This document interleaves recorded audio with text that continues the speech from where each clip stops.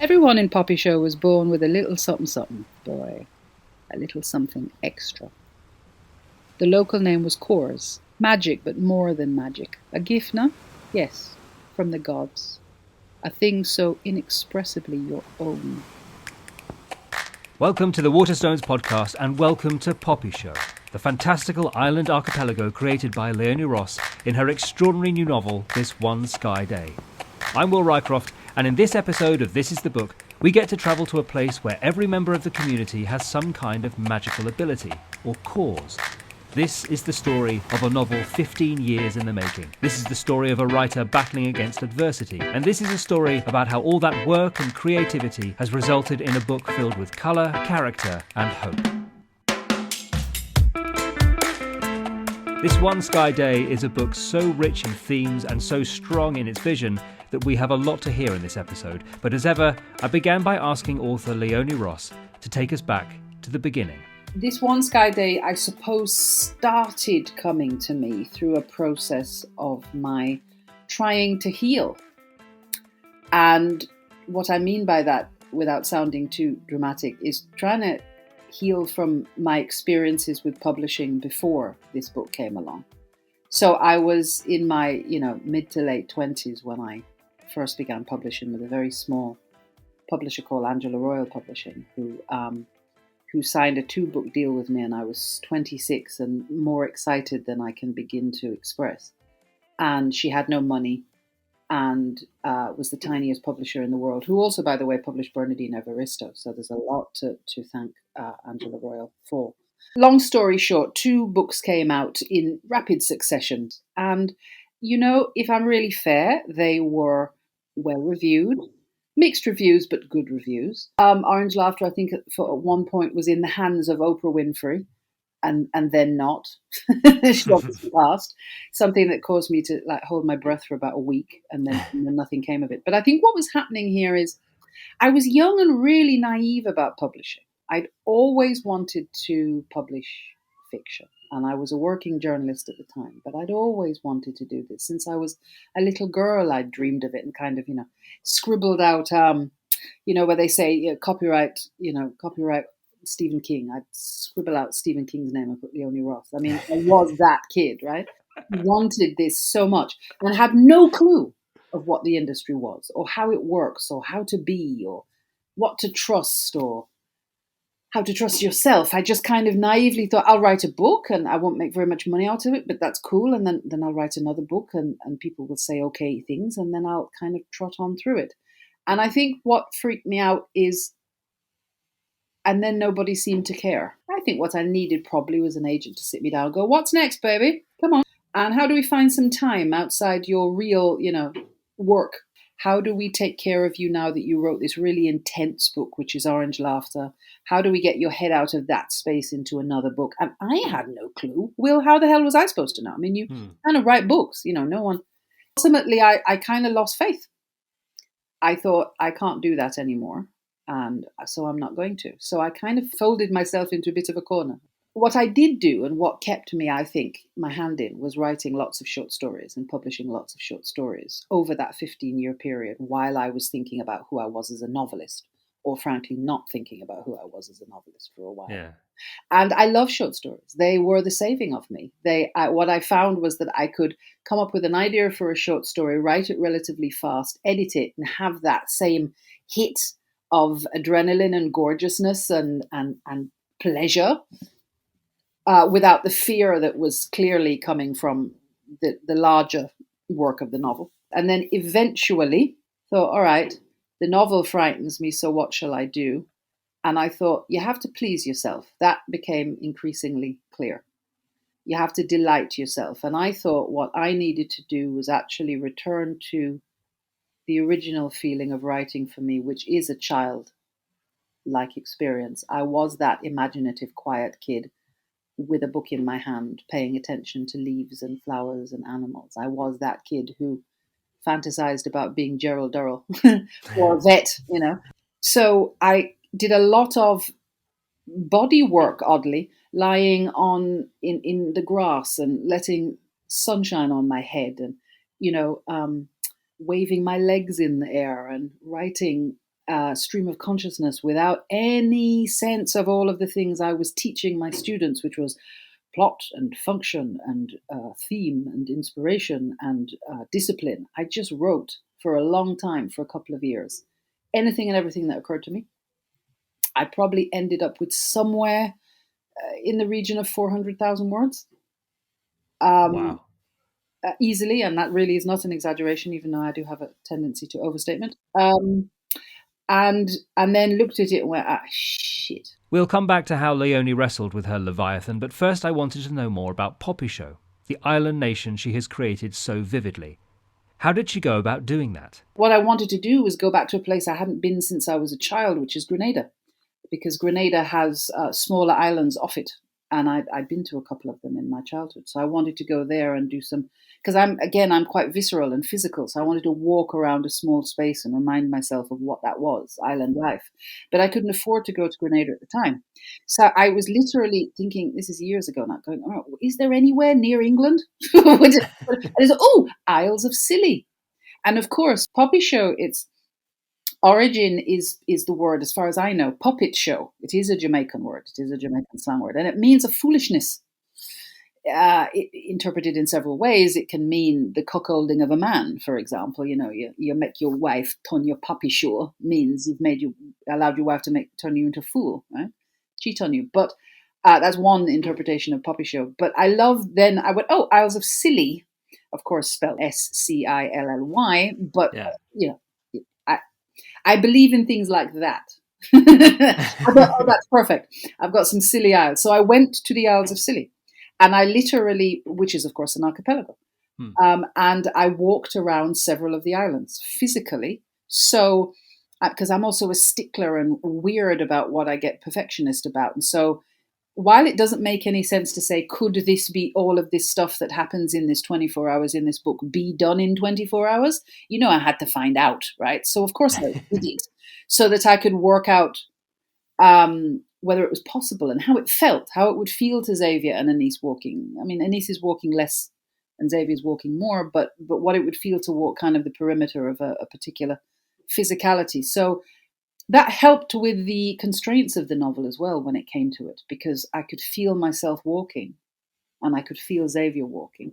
And as soon as I knew that, I had a sense of that physicality, the limits of a space, a small nation, then that helped in the writing. There's a lot of things about Popisho that feel very Caribbean to me, and specifically Jamaican. I would be dishonest if I didn't say Popisho is not Jamaica. Jamaicans do not come for me. I know it's not Jamaica, because apart from anything else, there's so many things I had to leave out. Jamaica is a complex, multi-layered, rich, astonishing society, which is not like anything that people who haven't lived there think it is. It's one of those, it's one of those nations that, is louder than its than its physical reality. It's such a tiny little island, and yet everybody knows Jamaica, right? Or thinks they know Jamaica. There's something about the susu, the gossip of Jamaicanness, that small island feeling of people in each other's ears, that I quite wanted to play around with. And gossip, I think, and people talking to each other is quite important in this book. But I thought, how would Jamaicans respond if we were all born with magic abilities? And I think Jamaicans would get irritated. And I think they'd start comparing. I mean, I think humans would do that, but I had a particular kind of feeling about Jamaicans in this, that we'd get irritated, that we'd start, comparing, that there would be some kind of hierarchy. So, your picnic get a good one, you get a good magic, oh no, that's not a good magic. What a dirty little stupid magic is that, kind of thing. I could just imagine these conversations going on. Oh, you get a good magic, you can make money, that kind of thing. And again, as I say, I don't think that's particular to our culture, but it came to me in a very Jamaican way. And maybe that was the start of that being fully realized as well. How might Jamaicans respond to magic powers? I think we'd approach it with great style and panache, but I think we'd also dismiss it as well. We've heard the word magic several times, and magical realism is a phrase that you may hear in conjunction with this book, a phrase fraught with preconception for some readers, this one included. Where had this direction in her writing come from? My first book is very serious. It is realist. It's called All the Blood is Red, as I said before, and it's about what happens when a group of young Black British women are living in a house together in the 90s, and one of them gets raped. I was doing my serious jobs. I was expressing my politics. I wanted to talk about serious things in a serious way, in a Baldwin kind of way, in an Audre Lorde kind of way, Yeah. I had my thing, I was brought up in a very political household. My mother's an activist as well as being an editor and a journalist. And there were the things that had to be said. I became aware over time, however, it would be wrong to say I wasn't having any fun because that's too binary, But where's the fun, And also realizing, I think what was really central to me was really my first degree, which I did at the University of the West Indies. And I was originally, you can see now I'm not bitter about this at all. I was turned down for a degree in journalism, and so did literature and social science instead. Thank God. Yeah. It really was the making of me. I did several very intense modules in Latin American literature and African American literature. And suddenly there was Toni Morrison and Gabriel Garcia Marquez in front of me. And for me, this felt like I'd been a kid who read, the Roald Dahls of the world and, went down that hole with the rabbit and Alice. And that moment was suddenly being crystallized in adult books. And adult books that were also socio-political. And I suddenly went, oh, you can do that? Because I'd also, as an 18, 19-year-old, had been reading Stephen King and reading the Dune series and reading lots of fantasy and sci-fi and stuff because my mother's into all of that and that was in my home. But something about the Latins, it's a combination, I think. First of all, the Latins, of course, are Caribbean. No, really? So that I recognized. But it's that jump-off moment when the rabbit comes along with that watch and you have to, it's like taking a breath before you jump into an ocean. It's like you have to trust. And there's something astonishing and such fun and so liberating about that. Go with the rabbit, go with Popisho, go with, someone flying, like Toni Morrison saying, that her primary character in Song of Solomon, which was her first book that I read, getting ready to fly from one place to another. There's something about that. Oh, Will, there's nothing like it. It's not. I vary between whether I think good sex is better than that moment or not. But there is something gorgeous about that jump-off moment, and it amplifies emotions. It contextualizes our society. It is all about everything you could be. And it is realist. It is not just fantasy. Magic realism is political. Earlier, Leone mentioned what she felt she needed from an agent, and it turned out that she would find that support from Nikki Chang, who remembers the moment when they first came to know each other. It was on a hot summer's day in 2018, so coming on to 3 years ago. And I'd been recommended her short story collection, The Brilliant Come Let Us Sing Anyway, published by People Tree Press. And I'd heard on the grapevine she was working on a novel, and I didn't know whether she had an agent or not. So I wrote to her and she told me about this completely bonkers sounding novel, and I was obviously intrigued. So we arranged to meet and talk more about where she was at. And then, as it goes with agents, and when you're beginning to speak to writers that you're very keen on working with, that kind of dance ensues and you get to know each other a little. It's a bit like dating. And then 6 months later, in March, so 2 years ago now, we made it official. Having seen the manuscript of This One Sky Day, I was startled and enchanted and just completely mesmerized by the whole project. I know that People Tree were keen to work with her again on it, and I was talking to her about what her options might be, but I think ultimately she'd come to the decision. She knew People Tree Press, wonderful, wonderful press doing absolutely incredible work. And she had worked with the editor before, she knew the team, she trusted them. So she thought, actually, I think let's go with them, and then for the next book, maybe we can think about other publishers. And then on the train home, I thought, okay, that's fine. And then suddenly I just thought, no, I think I just felt I wouldn't be doing my job properly as her agent if I couldn't provide her with the options that I thought the book deserved.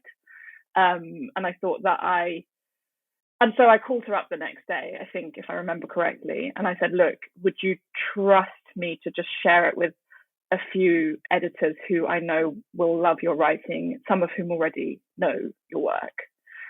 I just thought this is a book that other publishers must see and it deserves to be seen. She has always had this cult following, so much so that when I told another author of mine, a debut writer, that I'd signed Leone, or she saw on Twitter or something, she was like, oh my God. She was really impressed. She was like, how did you manage that? And one editor who was approached was associate publisher at Faber, Louisa Joyner.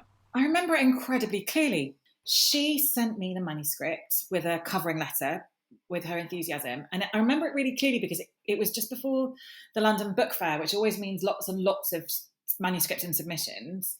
So it was one of those days where I got 3 books on the same day, 1 from Nikki and 2 from other agents, both of whom were very excited. And I thought, okay, I'm going to take a bit of each, 25, 50 pages of each, and just start and see where that takes me. And I read I hoovered up the first 25 pages of This One Sky Day and just thought, I don't want to leave this book. I was incredibly excited. And I remember thinking, I've got about 2 days before other editors probably get to where I'm at because they're all having to juggle all these books. So if I read really fast, I might have a chance of acquiring this book because I felt like it would be one that lots of people would fall in love with. I think it's the quality of the immersion.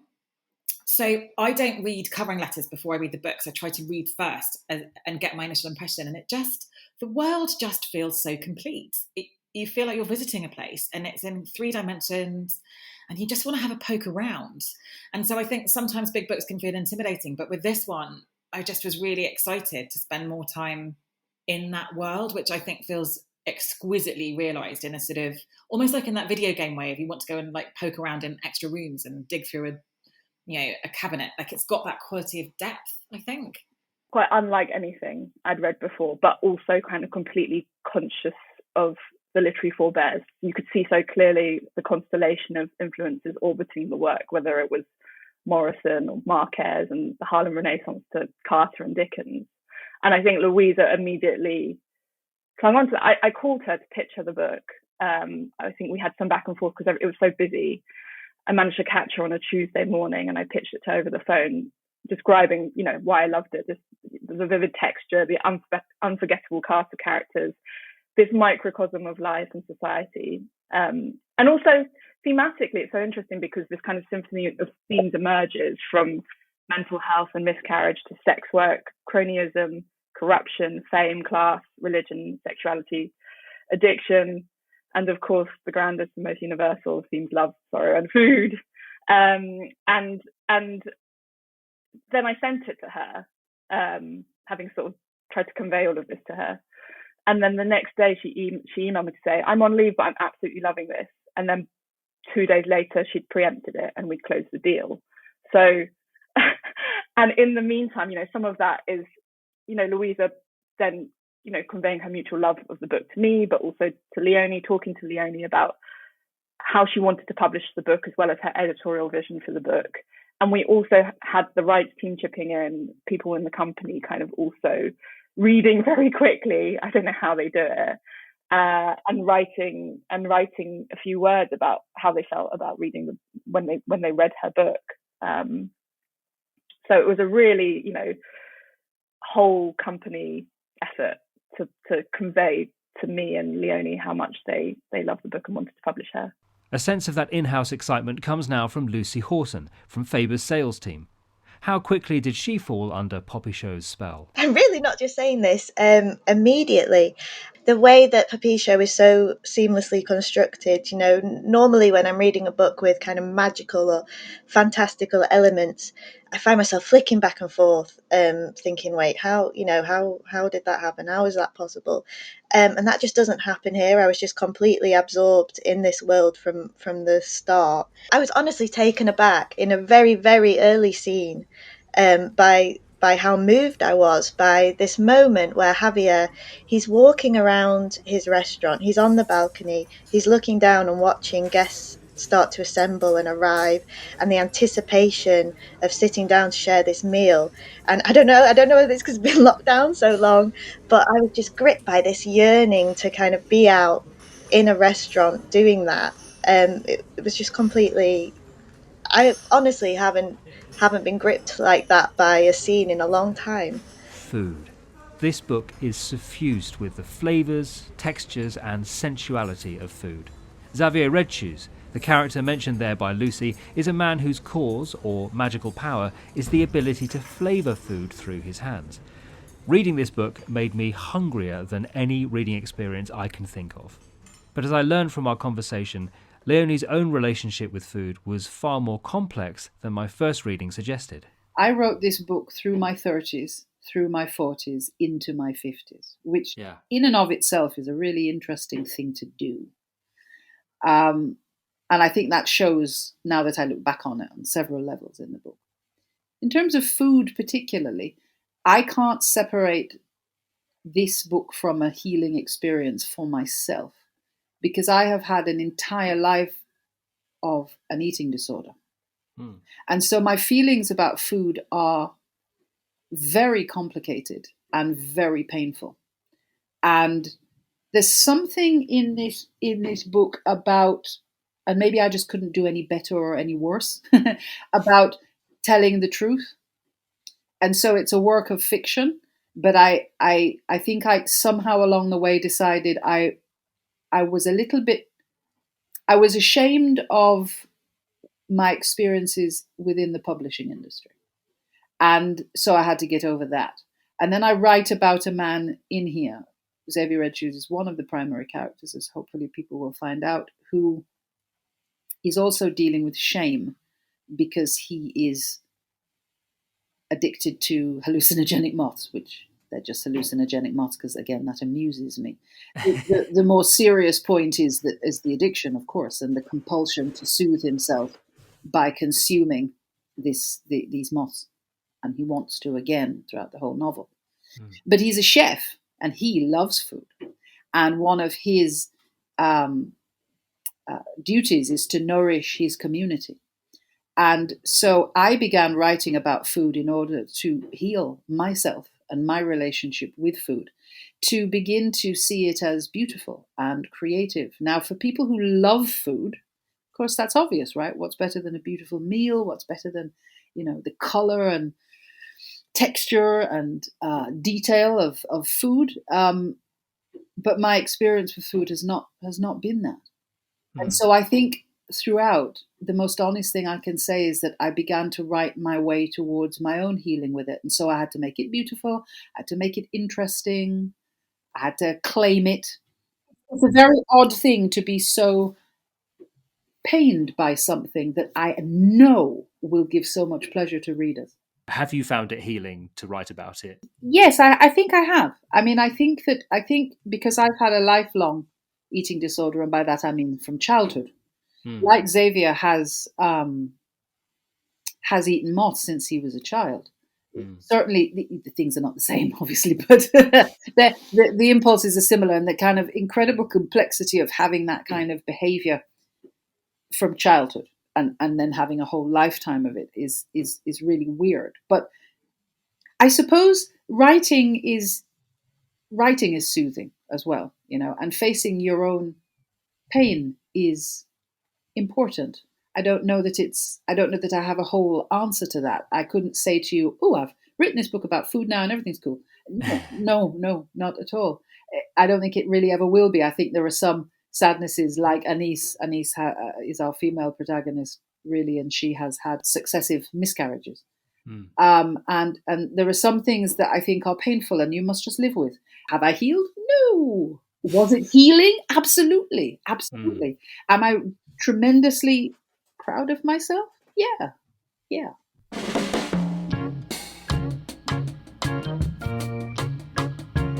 Another writer who shares Leone's British-Caribbean connection and who as a friend has seen her journey as a writer is Sarah Collins, author of The Confessions of Franny Langton. As someone who knows Leone well, when did she first become aware of her work on a novel? Well, I think I was lucky enough to be privy to several mentions of it by Leone when she was doing that thing that we writers do, which is complain about the book as a way of kind of forcing yourself to get through the writing of it. So I think it probably was during a meal. It was a dinner. Celebrating Bernardine Evaristo's shortlisting for the Booker Prize, if I remember correctly. So 2 really wonderful occasions. And Leone mentioned this novel. She mentioned that she was working with magic realism, which she is just so very good at. And she mentioned that she was setting it on an island called Popisho, which is a real inside nod to Jamaican humor because, you know, Popisho is such a well-known expression in Jamaica. And like many well-known Jamaican expressions, has all kinds of marvelous meanings depending on the context in which it's used, but is always sly and kind of mischievous. Which is a particularly wonderful quality of Leone's writing. So I heard about it. I followed her stories about the writing on Instagram. She's very good at talking about the writer's life on Instagram and the process of writing the novel, and she did that. She did that with this one. And then I can't remember when I received the arc, but I do remember when I received it. You know what it's like. You get, you know, several arcs a week and you just don't have time to read any of them. But this was one that I knew as soon as it came in, I was going to read at least the first page. And I read the first page and then just couldn't resist. It is the kind of writing that pulls you into a whole fully formed world with just one sentence. And it's a world that is familiar and yet really surreal at the same time, which is Leone's skill. Her writing is so evocative. There is a really lush quality to her prose. It is the kind of prose that you can feel. It's tangible. It has a life outside of the page. She's dealing here with the stuff that I think she must love dealing with because it comes up time and time again in her writing. You mentioned food. I mean, one of the lead characters is a chef with magic hands, and the descriptions of food, I mean, talk about gobbling down. I think that's what made me so greedy for the book, is that she's unparalleled in writing about food. But that's kind of matched by a sort of sensual pleasure in writing about sex and femininity and the power of femininity. There are real feminist undertones in this novel. But the other thing she does, and it's really difficult to do, I think it's a particularly Caribbean trick, and there's a really kind of Jamaican tone to this novel, is that she evokes this feeling of living side by side with magic and superstition. So I have to confess, I'm not a huge fan of magic realism. I like books that feel like they could happen. And Leone's talent as a writer is to get you to feel like it could happen. This island where women's pum-pums start falling off, and that creates a sort of big political challenge of the day. It really is something that distinguishes her, I think. And this wonderful thematic subtext of politics intruding on magic and magic intruding on politics, which actually sort of conjures up the way we live in the Caribbean. I found it truly astonishing. Really some of the best writing I think we're going to see this year. Really what I found quite interesting about it is all those things we've already talked about, the way it's magical, but also the way it's looking at quite interesting societal themes. But I also think in the prose itself, which is exquisite, but it's and irrefutably her own, there's this kind of really interesting, beautiful waywardness. You know, she doesn't over-explain or condescend to the reader. And I think that in itself is very political and, again, really relevant to our times and what it means when we talk about bringing in different voices, more diverse voices. For me, it's about bringing in those voices on their own terms. And I just think Faber have done a brilliant job of allowing Leone to speak her truth in a way and to create a place from which we hope lots of readers will also, you know, be able to share in that. Agent Nikki Chang there with another important aspect of the book's strengths.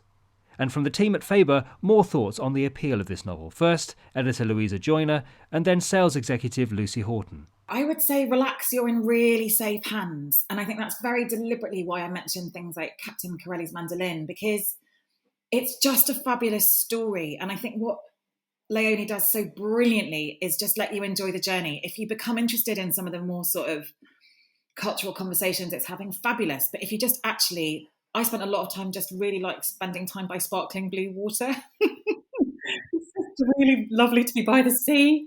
And what I love about these books is that that can be enough. If that's what you need, if you just want to escape somewhere really beautiful and glittering, then it can be that for you. But if you want that richness and depth, you can go deeper. We both don't recognise Popisho. We don't have people with pink horns walking around here, but there's also so much that we do recognise. The horrors that happen in our world today. This book deals with homophobia, racism, violence against women, the pain of miscarriage. All these things come up for us in this book, and I think for every bit of literal magic described, for me there was just also these stark moments of just wisdom that can be applied to our own world. Again, another line, it was something like, don't trust someone who keeps telling you what's wrong with you. And that comes from Ingrid to a niece who is really grappling with this feeling of being fundamentally broken in her own eyes and in the eyes of her husband, through the fact that they've not managed to have a child. And again, I was just so moved by that line, and I just realised that this is a fantastic book. It's so magical, but also it's like a little life guide. And I think for me that's what a great novel is. And any designer receiving a 450 plus page manuscript and a design brief might be tempted to just work to their brief. But as we'll hear from designer Peter Adlington, this book just won't let you read the few pages. Well, yeah, top marks for me because I managed to read the whole thing, and it's a chunky number and there's a lot to go at. So yeah, I got a manuscript and I read it on my phone.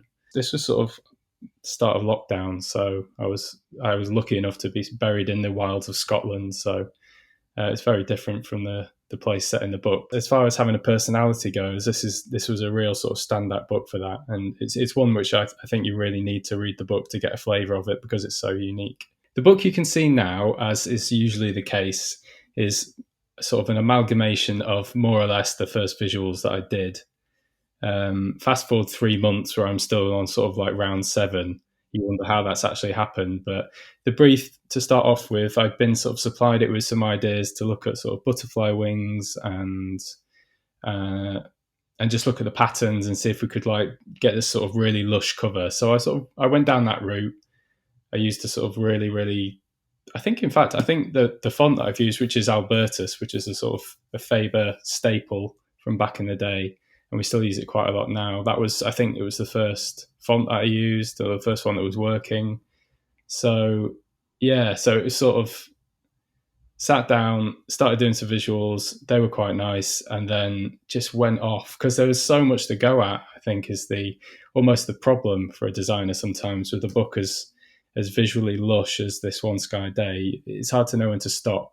So I've done these visuals, and then why stop there, sort of thing. And that's kind of what happened. I mean, I've done sprayed edges before, but I've never had the opportunity to do. I think this is a printed edge, which is different from sprayed edges, which tend to be just one block color. So being able to print on them is that's always been the sort of the forbidden area of the book, if you will. You can like print on literally almost everything else, but like the book block itself is like, oh no, we can't print a picture on that. And then all of a sudden I get the opportunity to. So it's nice 10 years on to still be able to find something I can extend the cover onto. And I think certainly in the case of this book, I can't think of a better one which is such a riot of imagery, where like just the front and the back and the spine is just not enough. You need to go all the way around to do it justice. Before returning to Leone, there's something to be said about time and perseverance. To share their insights, we hear again from Nikki Chang and Sarah Collins. It took 15 years for her to write. And that in itself, really gave me pause.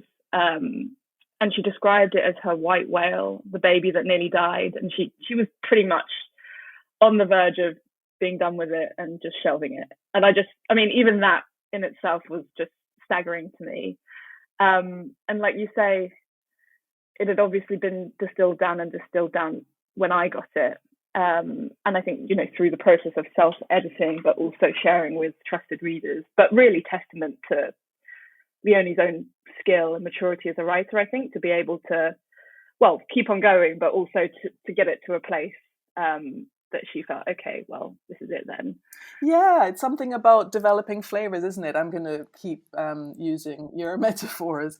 It is something about developing flavors. There's a richness to this, which I think would only come from not only writerly maturity, but also the writer's experience of adversity. Because I think Leone's moment in the sun, which is coming, has been a long time coming. And the kind of perseverance and patience and talent that it takes to devote, I think she has said 15 years, to devote 15 years to this kind of magnum opus, even when, everything in your career hasn't gone the way it has gone. It does bring something to the work. It means the work is meaningful. It isn't just work for the sake of personal gain. It is work that reflects the sensibility of a writer who really has something important to say. I think it's always worth it. When a writer says they've spent more than a decade working on a novel, it's always worth it because there is something there that will have persuaded them not to put the work down even when the going got tough. And over such a long period of time, it will have, I'm sure, got tough many, many times. There has to be something really important about work that keeps someone going in those conditions and for that length of time. And so this one sky day finally sees the light of day, and there's something meaningful about a book like this publishing at a time like this. As we emerge from a year of lockdown, many of us have different ideas about how we want our lives to be, and a sense that now is an opportunity to fundamentally change things. In a novel which sees a community being mobilised towards seismic change, does Leone herself have hope for the future in our world? Yeah, it's where that is now, isn't it? Exactly at this moment as we kind of emerge blinking, I mean, of course, the fact that you and I can emerge blinking, having sat down and thought hard about what we'd like to change, is all it's all the P word. It is privilege. Some haven't in our very own country. That has been a luxury. But that aside, I believe, but you see, I'm dual feeling about this, Yes, I do believe we can shift and change. In fact, I think it is absolutely necessary. We're running out of musical, lyrical, new ways to talk about the fact that we are screwing up the planet and we need to stop doing it. But I do think that hope, I think it's Rebecca Solnit who talks about hope, not just as this, and I'm going to paraphrase her terribly, but not just as this kind of happy, happy, joy, joy, positivity, but as the beginning of systemic changes, the beginning of work. I think one of the things we need to learn to do, and quickly, and it's happening, is keep on yelling. The people who are in charge of us at the moment, she says, sounding like a conspiracy theorist, but our governments are problematic. Many of our governments are problematic. And I think the idea that civil rights movements make no difference is not true. I think that people need to get up and yell about it. And do I believe people can do that? The good thing is it doesn't take every single one of us getting up and yelling to change. And I do believe that. It doesn't even take everybody. And I look at the young people who have been my students getting systemic racism and understanding the complexities of the way that young men and women talk to each other and function in this world together, and getting the rights of humans over their bodies. And I think you're kind of the last generation that gives us a chance of hope. They're going to have to fight very hard, I think. I don't know any way to talk about this except in kind of vaguely apocalyptic terms. But I think one has to be careful with that, But yeah, I mean, because on one level, you and I are not going to live out and see it, right? And change comes over decades and long periods of time, not moments, but tiny moments are also important. And what about personally? After everything we've spoken about, everything you've been through as a writer over the last 3 decades now, have you started to believe in yourself once again? Yes, my darling, I do. I'm beginning. I'm on the edge of it. If you asked me this question a month ago, it would have been too soon. Yes, I'm beginning to go, wow, I didn't waste my time. I am not crazy. I can write a sentence or two and they ain't so bad. So yes, I am beginning, but you know what as well, I'll just say this for all of the women who are in their 30s and 40s. 50s are great. Like that cliche is absolutely true. And I'm 51 and suddenly thinking, oh,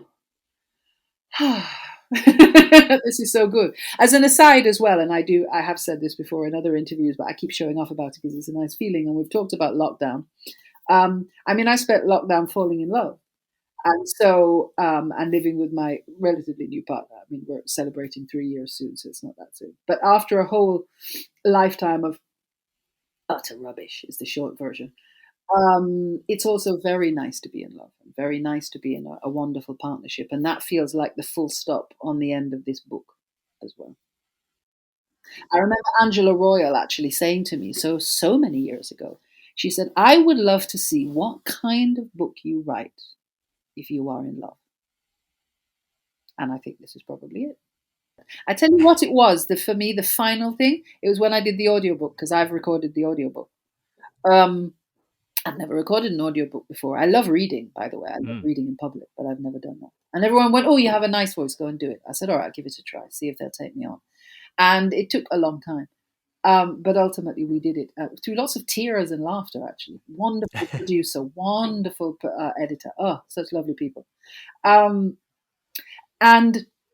at the end of that, I went home and I ugly cried, right? Like one of those, but from a good place. And I went, yeah, I'm cool. I can deal with that now. I'm not saying the book is perfect. I'm just saying it's as good as I could make it at this time in my life. And it's not so bad. It's kind of like making people feel. And that was always actually the thing I wanted to do. I remember, I've said this before, I'm sure I'll say it again, walking around with my father, who, by the way, is an artist, but is actually a great storyteller, and saying to him, I want to make people feel. I want to make people feel. And I don't know where that came from, and a shrink could probably tell me. But the fact that you and I don't know each other, and you read this shit, and like it touched you somewhere, and you felt hope and gorgeousness and hungry and horny, or whatever the hell you felt about it, that is just so freaking amazing. Now, to me, that's magic. That's magic. Huge thanks to Leone Ross for sharing so much during our conversation. More than I could fit in here, but read the book and you will see just how much has been put into it. This One Sky Day is out now, and Peter Adlington's jacket and printed edge design is even more beautiful in the flesh. So with shops in England and Wales now open, there's never been a better time to pick up a copy and see for yourself. Read that first page and see if you can put it down. If you can, you're made of stronger stuff than me. Thanks also to Louisa Joyner and Lucy Horton at Faber, agent Nikki Chang, and fellow writer Sarah Collins. This Is the Book will return in a few weeks with another fantastic novel for you, but our next episode will be in our other series, How We Made, in which I have the great pleasure of sharing the inside story from Dame Hilary Mantel and others about how her landmark Cromwell trilogy began with Wolf Hall. See you then.